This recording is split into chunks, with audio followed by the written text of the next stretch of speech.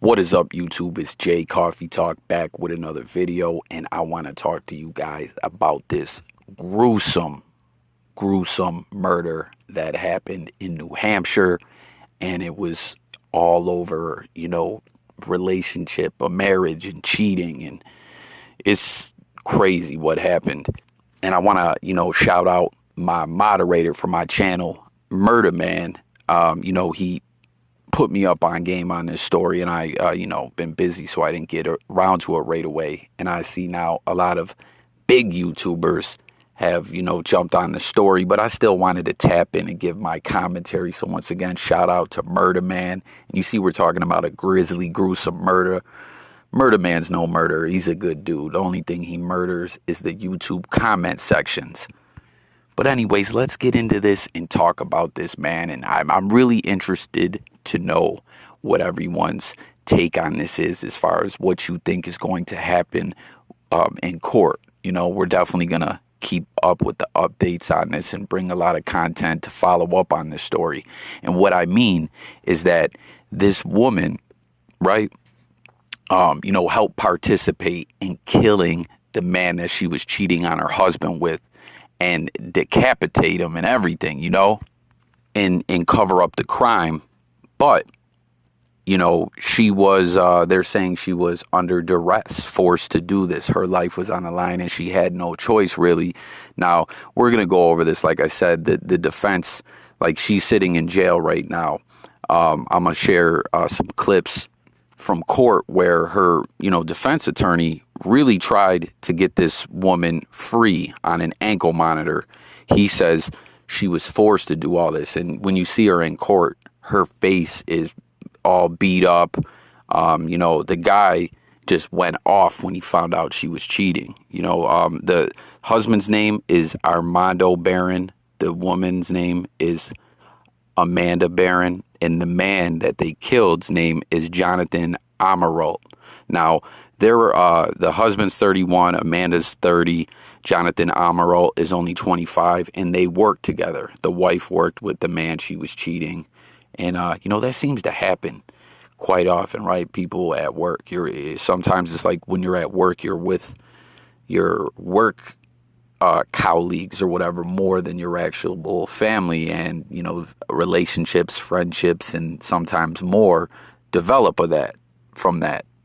But I'm gonna share some clips with you guys. But real quick, like I said, what are your thoughts on what's gonna happen on all this? As of right now, she's remanded to custody in jail with no bail. Like I said, the defense argued she was forced to do all this. She had a gun put in her mouth. You can see she's visibly beaten.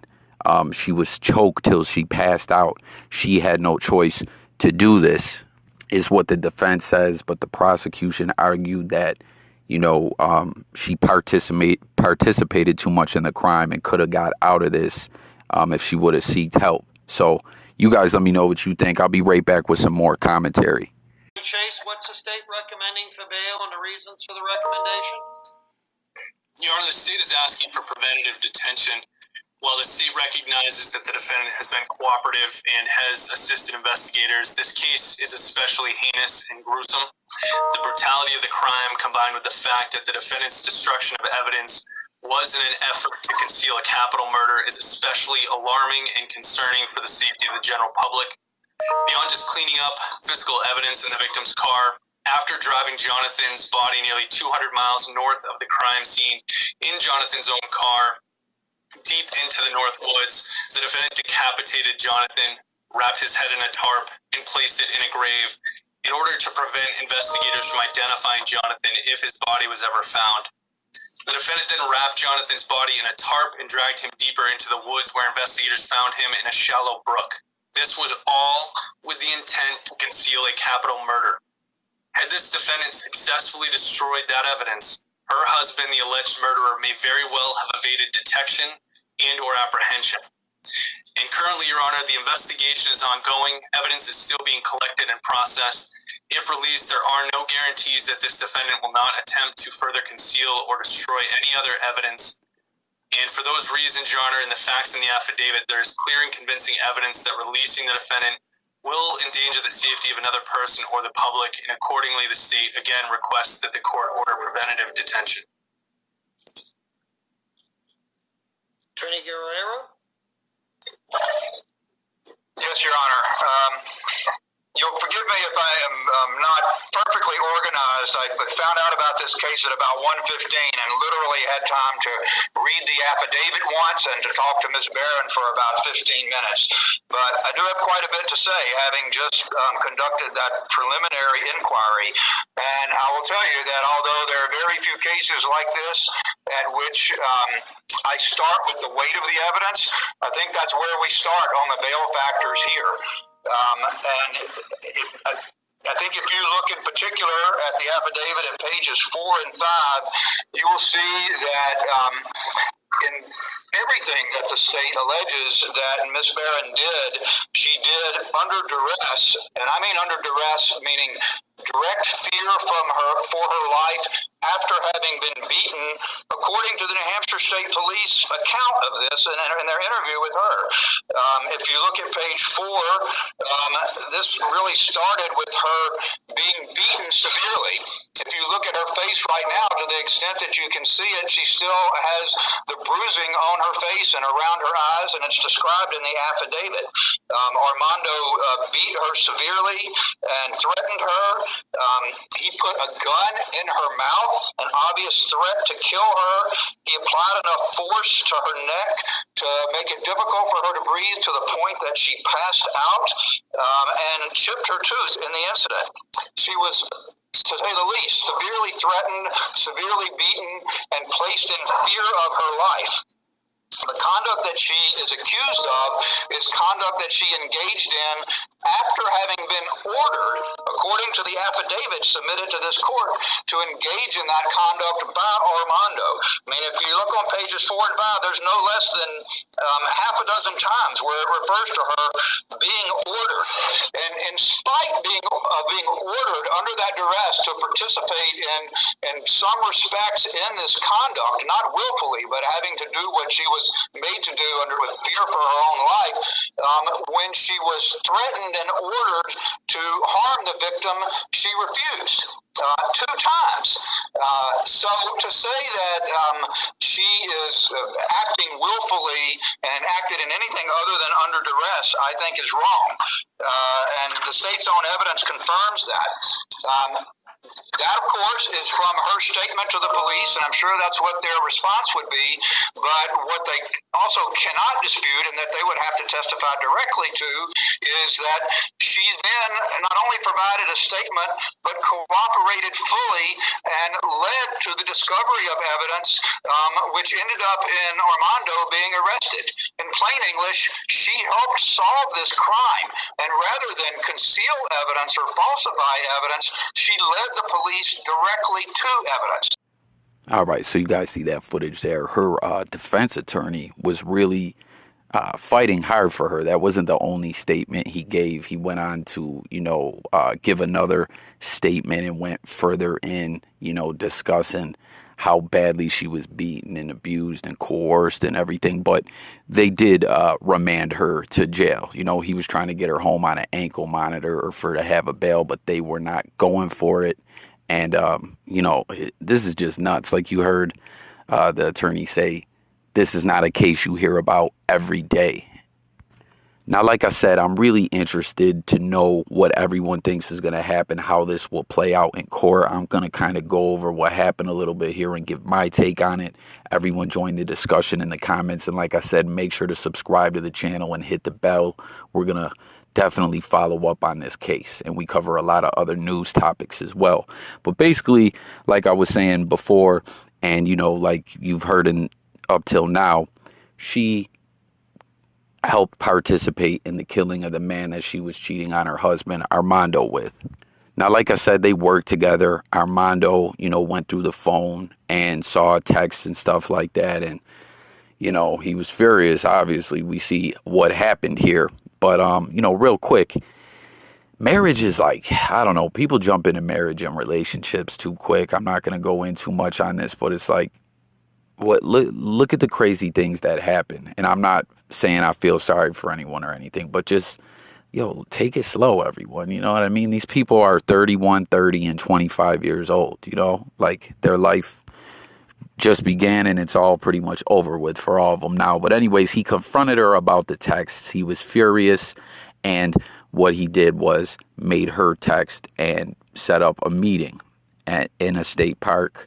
And, they met up with the guy. And also, a whole bunch of beating and everything already took place at this point. Choked, gun in the mouth, all that. Forced to participate in this, All in all, I don't think there's any way she's going to walk away from this without some serious jail time. But I do want to point out, she, like the attorney said, she did, refuse to participate a couple times. But in the end, when she was beaten and everything, she did participate in it. So anyways, they go, they set him up, they meet him. The guy beats, the guy up. He's got him at gunpoint, and he hands the gun off to his wife and tells her to shoot him. She refuses, then she tells him to stand on the guy's throat to kill him. She refuses, beating some more, then agrees to stand on the guy's throat. But she tells the police she didn't put any pressure on it, like not enough to kill him or anything. So, I'm paraphrasing here and running through this, trying to cover this quickly, guys. But she, the guy then puts the guy in his trunk and forces the wife to cut his wrists, and then he shoots him 3 times, killing him.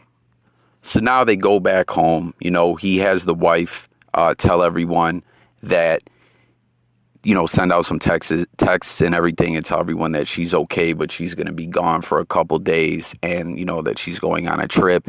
And he has her go get a bunch of supplies. He also tells her, basically, after all this, I'll forgive you and we can still be together and everything, So he sends her out to the wilderness. And listen, this is what I think is where it's going to come down to what they're talking about, that she could have, sought help, because he sent her off to do this on her own.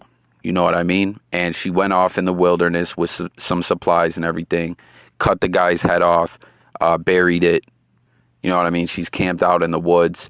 Now, the police are already questioning Armando about where his wife is, because she's, been gone or whatever. And while she's out in the woods doing this, and she drove the guy who she killed, her ex-lover, who's now dead's car out there. While she's out there disposing of this guy's body, there was some hunters out there that were hunting bear, and they came to her and said, listen, you're in a place where we're baiting a bear. You can't camp here. Long story short, Fish and Game get involved, the hunting police or whatever you want to call them. They come out and press her about it. And when they're talking to her, they see the tarp with the body under it. At this point, the police get involved, and she confesses everything. She tells the police the whole story. And this is what I mean. I want to know, what do you guys think is going to happen? Because the defense is arguing she was forced into all this, because you can be cleared in court of crimes. Like if someone's got a gun to your head and makes you do something, you can be cleared of that crime. It's possible. You know what I mean?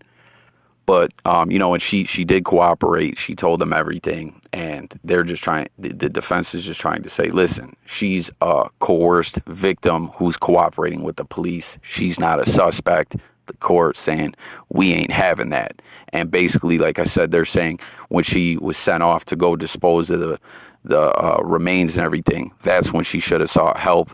I mean, I guess she can argue that she feared that one way or another, her husband would still get her. I don't know, but I don't really buy it, and I don't think, the court's going to buy it. But all in all, let me know, what do you guys think, how this plays out in court? I mean, I think we know the husband is done off for sure. I don't know if New Hampshire has the death penalty, but, definitely this feels like a case that would warrant the death penalty, how gruesome it is and everything like that. But, yeah, I think she's going to see some time as well. She's charged, with murder, falsifying, destroying physical evidence. But all in all, what does everyone think? What is she looking at in court when it, comes down to it? Do you think she has a chance of getting off on the murder rap and pleading to something lower, or do you think it doesn't matter? Do you think she's going to do 20 plus years? What's your thoughts on it all? get in the comments. It's just crazy, though, you know, that, like, don't get me wrong. Anyone who's been cheated on before, it doesn't feel good. And I'm sure, you know, everyone out there can agree. But you can't go out gruesomely murdering people and, you know, hurting your wife and forcing her to decapitate bodies. And I don't know. This is just a crazy case. But let's talk about it in the comments, guys. But like I said, like, why get married? You know, why jump into things? But I don't know. That's just the thought. So let's talk about this. As I said, make sure to sub, make sure to hit the bell. Daily videos, all different topics, and we'll definitely be bringing updates on this one. I'm out of here. Peace.